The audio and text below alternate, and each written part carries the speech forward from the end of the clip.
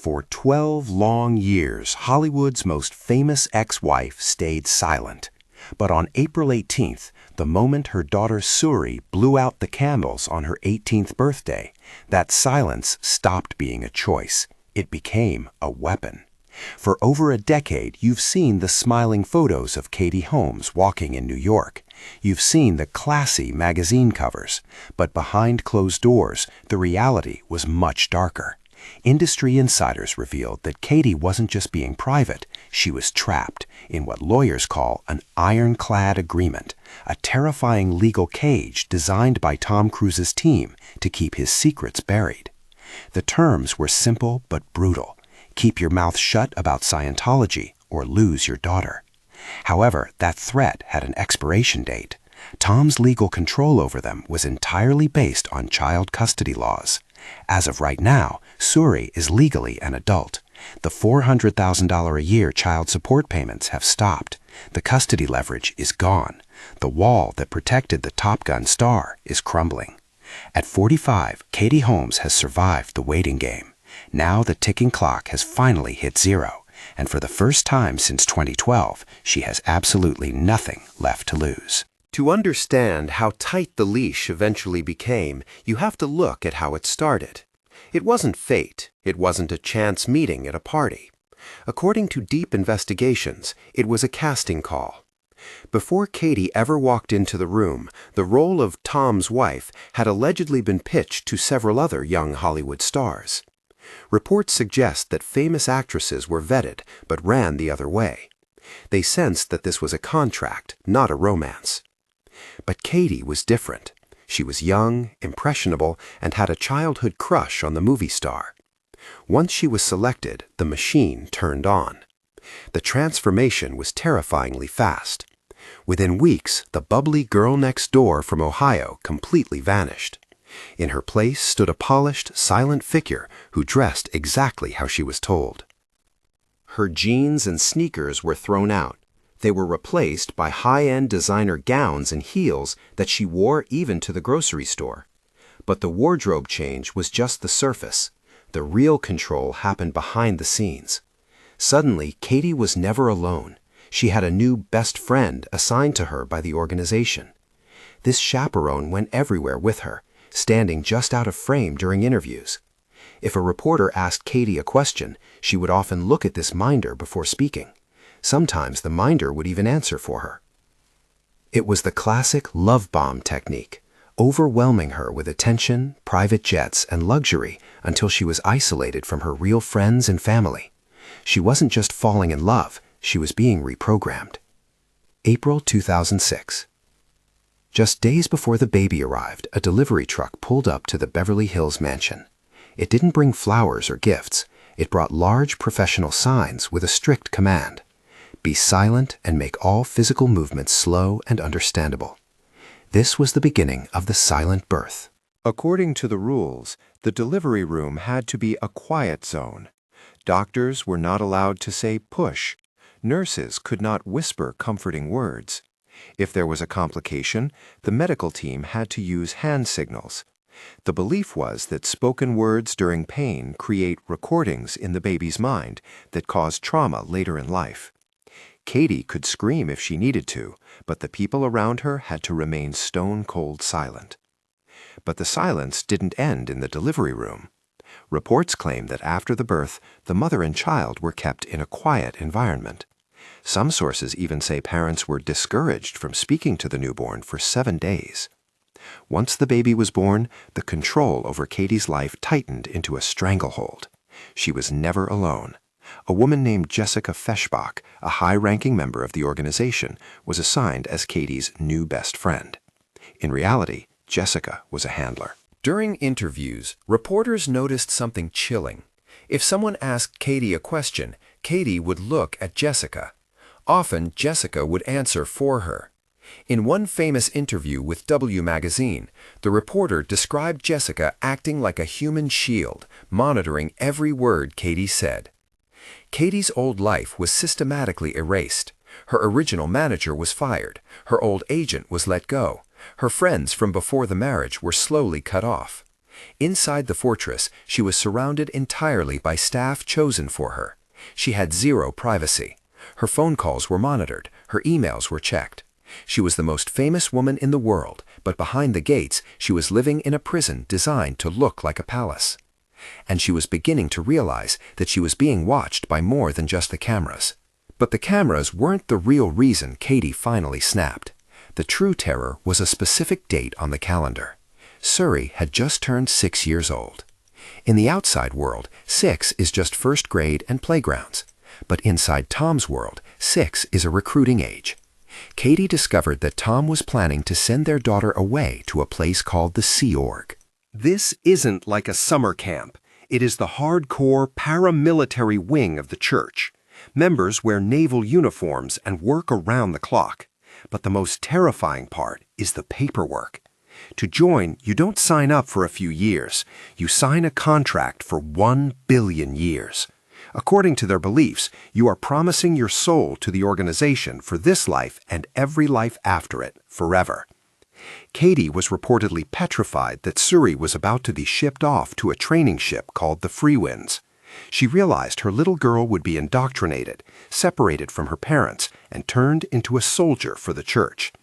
She didn't have to guess what that looked like. She had living proof right in front of her. Tom had 2 other children, Isabella and Connor, adopted during his marriage to Nicole Kidman. When Tom and Nicole divorced, those kids stayed with Tom.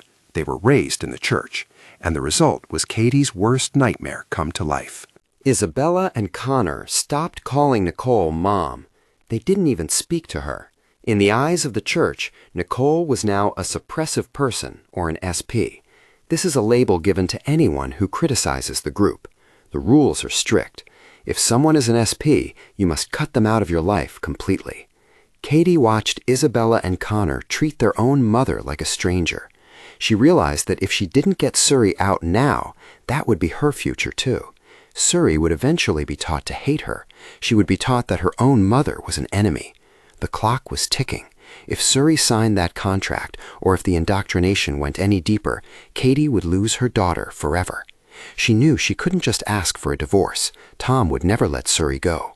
She needed a plan that was so secret and so sudden that even Tom Cruise wouldn't see it coming until it was too late. It started with a single cheap piece of plastic. In June 2012, Katie Holmes didn't just call a lawyer. She launched a covert operation that would make a spy jealous. She knew that if she used her regular phone, Tom's team would know instantly. So she used a secret weapon, a burner phone. A friend bought it for her with cash, and this disposable device became her lifeline to freedom. But that was just the first step. Katie knew she was going up against one of the most powerful men in Hollywood and a massive organization that doesn't like to lose. She couldn't risk a single leak. So she didn't just hire one lawyer. She secretly hired 3 different law firms in 3 different states. By spreading out her team, she made it impossible for Tom's camp to figure out where the attack was coming from until it was too late. While Katie was plotting in a secret apartment she rented in New York, Tom was thousands of miles away in Iceland. He was on the set of his sci-fi movie, Oblivion. It was the perfect distraction. He thought everything was fine. He later admitted he didn't see it coming at all. He was totally blindsided. Then came the masterstroke. Tom likely expected a legal battle in California, where they lived. In California, the courts almost always give parents joint custody. That means both parents share control. If that happened, Tom could still force their daughter, Suri, into Scientology schools. Katie wasn't going to let that happen. She waited until she was in New York to file the papers. Why? Because New York laws are different. They are much more likely to give one parent sole custody. By filing there, she trapped Tom in a legal corner he couldn't escape. She didn't just want a divorce. She wanted full control of Suri's future. And because she struck while he was stuck on a movie set, Tom had no time to stop her. The man who is famous for playing action heroes who always win was suddenly powerless. Katie had flipped the script, and for the first time, she was the one calling the shots. Most Hollywood divorces are like war. They drag on for years, cost millions, and destroy reputations. Brad Pitt and Angelina Jolie are still fighting 7 years later. But Katie Holmes, she did the impossible. She finalized her divorce from Tom Cruise in just 11 days. Think about that. 11 days to dismantle a marriage to one of the most powerful men on earth. But the speed of the settlement wasn't a miracle. It was a purchase. Katie bought her freedom, and the currency she used was her own silence. Reports leaked of a secret Golden Handcuffs clause in the settlement. The terms were brutal. Allegedly, Katie was forbidden from embarrassing Tom or talking about Scientology. But the real kicker, she was banned from dating publicly for 5 years. This sounds like a conspiracy theory until you look at the timeline. A year after the split, Katie started seeing actor Jamie Foxx, but for years they were ghosts. They denied everything. They hid in cars, wore disguises, and left events separately. Why? Because the clock was ticking. In 2017, exactly 5 years after the divorce was signed, Katie and Jamie were finally photographed holding hands on a beach. The ban was lifted. She had served her time.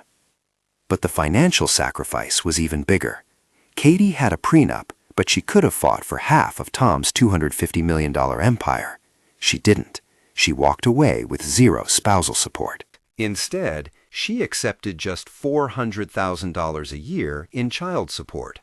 That sounds like a lot to us, but for a man worth nearly $1 billion, it's pennies. She didn't care about the cash. She cared about the custody. She took the low offer to secure primary custody of Suri, ensuring her daughter would never be sent to a rigorous Scientology boarding school. She paid a fortune in silence and secrecy, but in exchange, she got the one thing Tom couldn't buy back, Suri's future. But even with her freedom secured, the story wasn't over, because now Suri is 18, and the legal walls Katie built are about to be tested in a way no one expected. Fast forward to right now, Katie is 45, and the clock finally ran out. For over a decade, the world waited for this specific moment. Everyone thought that the second Suri turned 18, the legal gag would vanish. People expected Katie to rush to a publisher, sign $1 million book deal, and burn the Church of Scientology to the ground with her secrets. But the truth is much more powerful. She didn't say a word. Instead, the revenge was something you could see with your own eyes. Suri isn't a Scientologist. She isn't training for the Sea Org. She is just a normal college student at Carnegie Mellon. She even dropped her father's famous last name, introducing herself simply as Suri Noel. Tom pays the bills, covering the $65,000 tuition as promised, but he is a ghost in her life. He hasn't been seen with his daughter in years. His role is reduced to a bank account. Katie's silence wasn't weakness, it was a weapon. She realized that screaming the truth would only drag Suri back into the mud. By staying quiet, she built a shield that Tom couldn't break. The final verdict is simple. Tom Cruise kept his secrets, but he lost his family. Katie Holmes lost her voice for a while, but she saved her child. She didn't need to win a lawsuit to defeat the system. She just needed to survive it. And looking at Suri today, it's clear. Katie won the war.